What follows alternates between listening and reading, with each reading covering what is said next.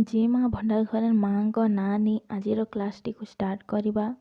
+3 first semester Odia honours core paper 2 unit 3 मध्ययुगीय काव्यर आत्मिक विभव विषय 2 मार्क प्रश्न उत्तर आलोचना करवा। चलो क्लास टी को स्टार्ट करवा। आज प्रथम प्रश्न, मध्ययुगीय काव्य साहित्य रे रसर भूमिका अछि कि? यार उत्तर हेउछि मध्ययुगीय काव्य साहित्य रे रसर भूमिका गुरुत्वपूर्ण। रस को काव्यर आत्मा बोली कहा जाए। 2 नंबर प्रश्न टी को देखिबा। नाट्य शास्त्रर प्रणेता किए? यार उत्तर हेउछि नाट्य शास्त्रर प्रणेता भरत मुनि। 3 नंबर प्रश्न टी को देखिबा। 3 नंबर प्रश्न, नाट्य शास्त्रर प्रणेता भरत मुनि कौन कहिछंती? यार उत्तर हेउछि अत्राहरस इत्क पदार्थ आस्वाद्यत्वात्। अर्थात रस काहाकु कुहा जाए जहा आस्वादित हुए। एणु रसर मूल अर्थ हेला आस्वादन करिबा। एहाकु बुझाइबाकु जाई नाट्यशास्त्र रे कहा जाइछि यथा हि नाना व्यंजन नसोधि द्रव्ये संयोगद रस निष्पत्ति। अर्थात नाना व्यंजन और औषधि द्रव्यर संयोगरे रस निष्पत्ति हुए। 4 नंबर प्रश्न टी को देखिबा। धन्य लोकर प्रणेता आनंद वर्धन कौन कहिचंती? नहि तन्थन्य काव्य। अर्थात रसशून्य कौनसी काव्य नाही। 5 नंबर प्रश्न टी को देखिबा। काव्य प्रकाश प्रणेता मर्मट भट्ट कौन कहिचंती? यार उत्तर हेउछि रस स्वादम सम्मुभतम आनंदम। अर्थात काव्य पठन द्वारा जेउ अर्थ समूह प्रकाशित हुए से समस्तर सम्मिलन रे जेउ आनंद सम्मुभूत हुए ताहा ही स्वाद। यही स्वाद को रस बोली कहा जाई पारे। 6 नंबर प्रश्न टी को देखिबा। काव्यानुशासनम प्रणेता खेमेद्र कौन कहिचंती? यार उत्तर हेउछि ब्रह्मस्वाद सदृशी प्रीतिरानंद। अर्थात ब्रह्मस्वाद परि रसस्वाद हेउछि एक प्रकारर प्रीति विशेष आनंद। 7 नंबर प्रश्न टी को देखिबा। साहित्य दर्पण प्रणेता पंडित विश्वनाथ कविराज रस संपर्क रे कौन कहिचंती? यार उत्तर हेउछि रसात्मक काव्य काव्यम। अर्थात रसात्मक काव्य ही काव्य। से रस को एक विशिष्ट स्थान देई तार प्रत्येक विभाव उपरे पांडित्यपूर्ण आलोचना करिछंती। 8 नंबर प्रश्न टी को देखिबा। अलंकार कस्तुभ र प्रणेता कवि कर्णपुरଙ୍କ मत कौन? यार उत्तर हेउछि शरीर सर्वदार्थो ध्वनि रसब आत्मा किल रस। अर्थात काव्य रे ध्वनि जदि प्राण हुए तेबे रस हेउछि तार आत्मा। सेतिपाई तो अलंकार शेखर ग्रंथर रचयिता केशव मिश्र कहिछंती रस हेउछि काव्यर आत्मस्थानीय। 9 नंबर प्रश्न टी को देखिबा।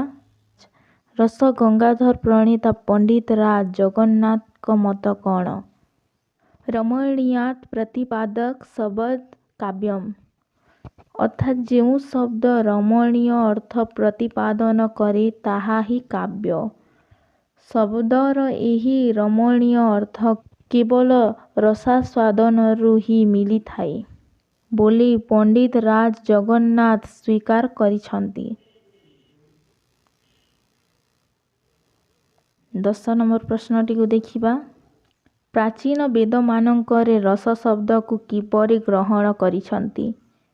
यार उत्तर हेउछि प्राचीन वेदमानंकरे रस शब्दटी मुख्यतः जल दुग्ध सर ईजा सोमरस स्वाद काव्यरस षड ऋतु शोणित आदि अर्थरे व्यवहार करा जाइछि। 11 नंबर प्रश्न टी को देखिबा।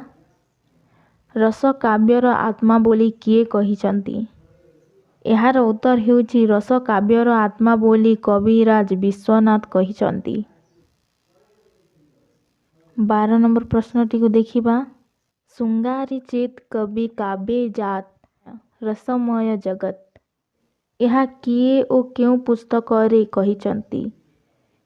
ଏହାର ଉତ୍ତର ହେଉଛି ସରସ୍ୱତୀ କଣ୍ଠାଭରଣରେ। ଏହାର ରଚୟିତା ଭୋଜରାଜ। ଶୃଙ୍ଗାରୀ ଚିତ୍ କବି କାବ୍ୟେ ଜାତ ରସମୟ ଜଗତ ବୋଲି କହିଛନ୍ତି। 13 ନମ୍ବର ପ୍ରଶ୍ନଟିକୁ ଦେଖିବା। ଶୃଙ୍ଗାର ରସକୁ କିଏ ମଧୁର ରସ ବୋଲି କହିଛନ୍ତି? ଏହାର ଉତ୍ତର ହେଉଛି ସଂସ୍କୃତ ଆଲଙ୍କାରିକ ଆନନ୍ଦବର୍ଦ୍ଧନ ଶୃଙ୍ଗାର ରସକୁ ମଧୁର ରସ ବୋଲି କହିଛନ୍ତି। ସେ ମଧ୍ୟ ଶୃଙ୍ଗାର ରସର ଶ୍ରେଷ୍ଠତ୍ୱ ପରିପ୍ରକାଶ କରିଛନ୍ତି। 14 ନମ୍ବର ପ୍ରଶ୍ନଟିକୁ ଦେଖିବା। ସମ୍ଭୋଗ ଶୃଙ୍ଗାର କାହାକୁ କହନ୍ତି? ଏହାର ଉତ୍ତର ହେଉଛି ଯେଉଁଠାରେ ନାୟକ ନାୟିକାଙ୍କ ସଂଯୋଗାବସ୍ଥାରେ ପାରସ୍ପରିକ ରତି ଭାବରେ ପରିବେଶ ସୃଷ୍ଟି ହୁଏ ସେଠାରେ ସମ୍ଭୋଗ ଶୃଙ୍ଗାର ହୁଏ। 15 ନମ୍ବର ପ୍ରଶ୍ନଟିକୁ ଦେଖିବା। ବ୍ୟଭିଚାରୀ ଭାବ କ'ଣ? ଏହାର ଉତ୍ତର ହେଉଛି ଆବେଗ ଚାପଲ୍ୟ ଲଜ୍ଜାହସ ମୋହାଦି ଇତ୍ୟାଦି ବ୍ୟଭିଚାରୀ ଭାବର ରୂପ। 16 ନମ୍ବର ପ୍ରଶ୍ନଟିକୁ ଦେଖିବା। ଅନୁଭାବର ରୂପ ସବୁ କ'ଣ? ଏହାର ଉତ୍ତର ହେଉଛି ପ୍ରେମପୂର୍ଣ୍ଣ ବାର୍ତ୍ତାଳାପ ଚାଟୁ ଆଲିଙ୍ଗନ ରୋମାଞ୍ଚ ସ୍ୱେଦ ଭ୍ରୁଭଙ୍ଗୀ ଇତ୍ୟାଦି। 17 ନମ୍ବର ପ୍ରଶ୍ନଟିକୁ ଦେଖିବା। ବିପ୍ରଲମ୍ବ ଶୃଙ୍ଗାର କାହାକୁ କହନ୍ତି? ଏହାର ଉତ୍ତର ହେଉଛି ରତିଭାବ ଯେତେବେଳେ ଉତ୍କର୍ଷ ଲାଭ କରି ନିଜର ଅଭୀଷ୍ଟ ପ୍ରାପ୍ତି କରିପାରେ ନାହିଁ ସେତେବେଳେ ବିପ୍ରଲମ୍ବ ଶୃଙ୍ଗାର ହୋଇଥାଏ। 18 ନମ୍ବର ପ୍ରଶ୍ନଟିକୁ ଦେଖିବା। ପୂର୍ବ ରାଗକୁ କେତେ ଭାଗରେ ବିଭକ୍ତ କରାଯାଇଥାଏ? ଏହାର ଉତ୍ତର ହେଉଛି ପୂର୍ବ ରାଗ ମିଳନର ପରବର୍ତ୍ତୀ ଅବସ୍ଥା ନୀଳିକୁସୁମ୍ଭ ଭେଦରେ ଏହା 3 ପ୍ରକାରର। 19 ନମ୍ବର ପ୍ରଶ୍ନଟିକୁ ଦେଖିବା। ଅଗ୍ନିପୁରାଣରେ ସମସ୍ତ ରସର ମୂଳ ହେତୁ କିଏ ବୋଲି କୁହାଯାଇଛି? ଏହାର ଉତ୍ତର ହେଉଛି ଅଗ୍ନିପୁରାଣରେ ସମସ୍ତ ରସର ମୂଳ ହେତୁ ରୂପେ ଶୃଙ୍ଗାର ରସକୁ ଗ୍ରହଣ କରାଯାଇଛି। 20 ନମ୍ବର ପ୍ରଶ୍ନଟିକୁ ଦେଖିବା। ଶୃଙ୍ଗାର ରସକୁ କେତେ ଭାଗରେ ବିଭକ୍ତ କରାଯାଇଛି? ଏହାର ଉତ୍ତର ହେଉଛି ଶୃଙ୍ଗାର ରସକୁ 2 ଭାଗରେ ବିଭକ୍ତ କରାଯାଇଥାଏ। 1ରେ ସମ୍ଭୋଗ ଶୃଙ୍ଗାର 2ରେ ବିପ୍ରଲମ୍ବ ଶୃଙ୍ଗାର। 21 ନମ୍ବର ପ୍ରଶ୍ନଟିକୁ ଦେଖିବା। ସମ୍ଭୋଗ ଓ ବିପ୍ରଲମ୍ବ ଶୃଙ୍ଗାରରେ କ'ଣ ଫୁଟି ଉଠିଥାଏ? ଏହାର ଉତ୍ତର ହେଉଛି ସମ୍ଭୋଗ ଶୃଙ୍ଗାରରେ ଭୋଗର ମହତ୍ତ୍ୱ ଓ ବିପ୍ରଲମ୍ବ ଶୃଙ୍ଗାରରେ ତ୍ୟାଗର ମହତ୍ତ୍ୱ ଫୁଟି ଉଠିଥାଏ। 22 ନମ୍ବର ପ୍ରଶ୍ନଟିକୁ ଦେଖିବା। ପୂର୍ବ ରାଗ କାହାକୁ କହନ୍ତି?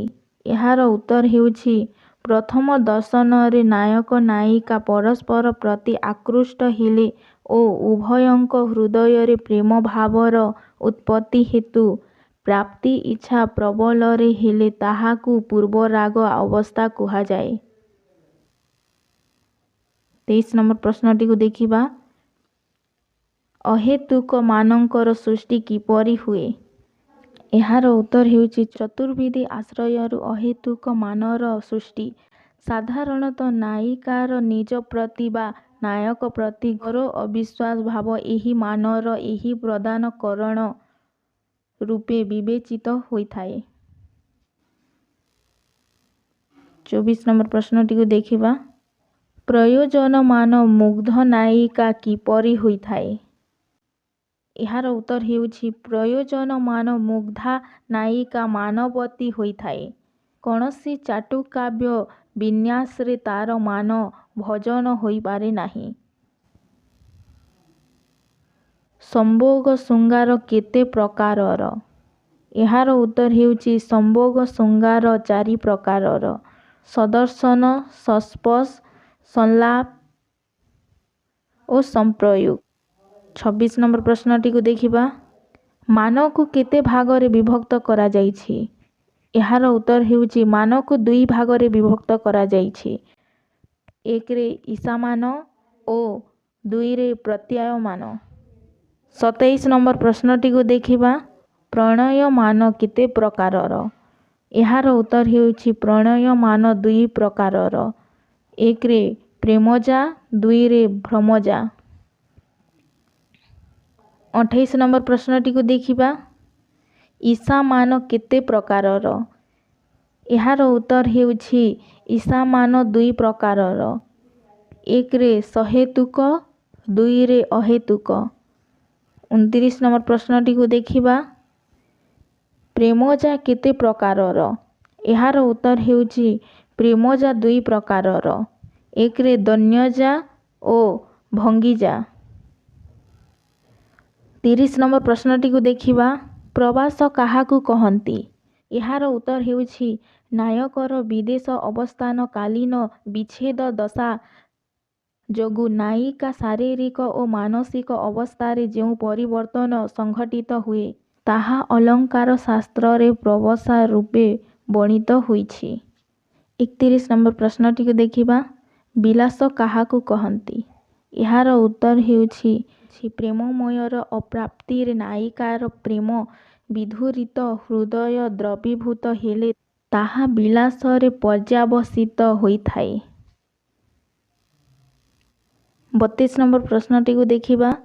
ନାୟିକାର ମାନ କିପରି ଶାନ୍ତ ଘଟେ? ଏହାର ଉତ୍ତର ହେଉଛି ନାୟିକାର କାମ ପ୍ରଣୟତା ଅଧିକ ସାମ, ଦାନ, ଦଣ୍ଡ, ଭେଦ ଓ ବିନତି ପ୍ରଭୃତି ପଞ୍ଚବିଧ ଉପାୟରେ ତାର ମାନ ଶାନ୍ତି ଘଟେ। 33 ନମ୍ବର ପ୍ରଶ୍ନଟିକୁ ଦେଖିବା। ଉଦବେଗ କାହାକୁ କହନ୍ତି? ଏହାର ଉତ୍ତର ହେଉଛି ପ୍ରେମାନୁଚିନ୍ତାରେ ନିବିଡ଼ତା ଚିତ୍ତ ଚାଞ୍ଚଲ୍ୟରେ ପର୍ଯ୍ୟବସିତ ହୋଇ କ୍ରମଶଃ ଉଦବେଗରେ ପରିଣତ ହୁଏ।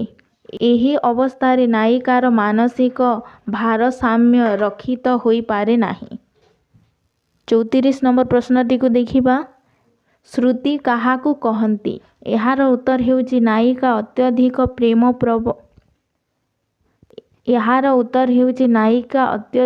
ପ୍ରେମ ପ୍ରବଣତା ବଶତଃ ଅନୁପସ୍ଥିତ ନାୟକର ସ୍ତୁତିଗାନ କରିଥାଏ। ଏହାକୁ ଶ୍ରୁତି କହନ୍ତି। ଆଜିର ଶେଷ ପ୍ରଶ୍ନଟିକୁ ଦେଖିବା। 35 ନମ୍ବର ପ୍ରଶ୍ନ। କାମଦୋଷ ଦଶା କାହାକୁ କହନ୍ତି? ଏହାର ଉତ୍ତର ହେଉଛି ବିରହାବସ୍ଥାରେ ନାୟିକାଠାରେ ପରିସ୍ଫୁଟ ସାତ୍ତ୍ୱିକ ଲକ୍ଷଣଗୁଡ଼ିକର ରସଶାସ୍ତ୍ରରେ କାମଦୋଷ ଦଶା ଭାବରେ ବର୍ଣ୍ଣିତ। ଓଡ଼ିଆ ରୀତିଯୁଗ କାବ୍ୟରେ ବିରହିଣୀ ନାୟିକାର ବିଚ୍ଛେଦଜନିତ ମର୍ମାନ୍ତିକ ଦୁର୍ଦ୍ଦଶାର ବିଶଦ ଚିତ୍ର ପରିବେଷଣ କରିବା ଦିଗରେ ବହୁ କବି କୃତିତ୍ୱ ପ୍ରଦାନ କରିଛନ୍ତି। ଆଜି ପାଇଁ ଏତିକି ଥାଉ। ପରବର୍ତ୍ତୀ କ୍ଲାସରେ ଆଉ କେତେକ 2 ମାର୍କ ପ୍ରଶ୍ନ ଉତ୍ତର ଆଲୋଚନା କରିବା। ଧନ୍ୟବାଦ।